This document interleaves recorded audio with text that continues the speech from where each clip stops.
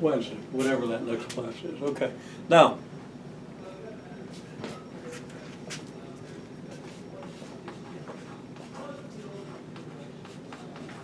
so we drop this thing onto a rotating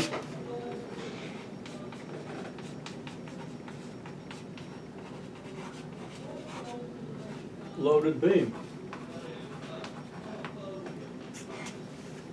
Okay? Ideally, and pretty much so, because we don't have much friction in this thing or air resistance, so the system is nearly isolated.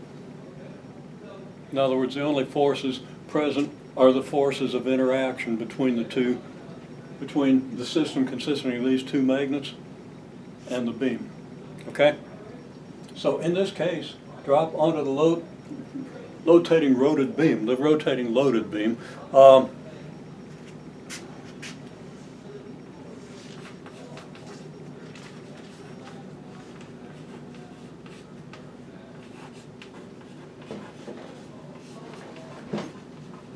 say the angular velocity drops from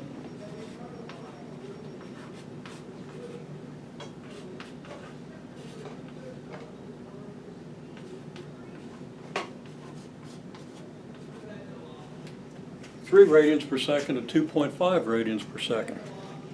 Okay? Well, big question then is,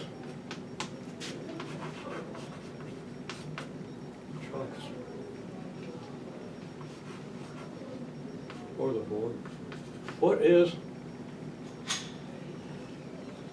now we're going to have two different moments of inertia. We've got the moment of inertia of the beam, and we've got the moment of inertia of the two magnets that we're going to drop, right? So we'll call this I1.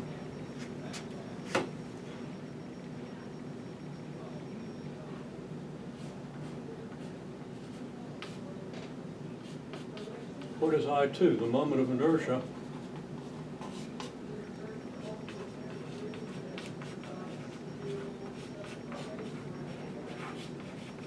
of the loaded beam.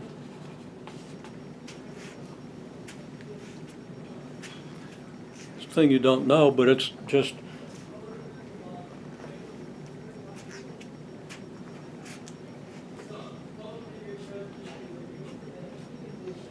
very similar to what you could have for conservation of momentum, okay? Now I could say the angular impulse is equal and opposite, but we don't know about angular impulse. That involves torque and moment of inertia. So I can say this, very similar to what happens with momentum, like M1 V1 plus M2 V2 equals M1 U1 plus M2 U2, where V1 and V2 are before, U1 and U2 are velocities after collision, right? That thing that you probably grab onto a lot in your engineering dynamics. Okay? We got into momentum? We're just now getting to that. Yeah, well, okay. Anyhow, you'll learn to grab that formula a lot, but you want to understand it.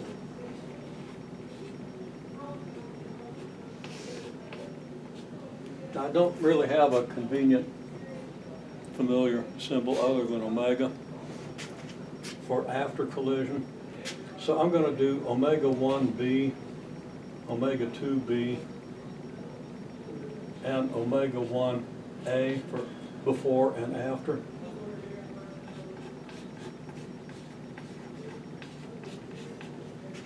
We have this. Okay? So, go figure. Tell me what the moment of inertia I2 is.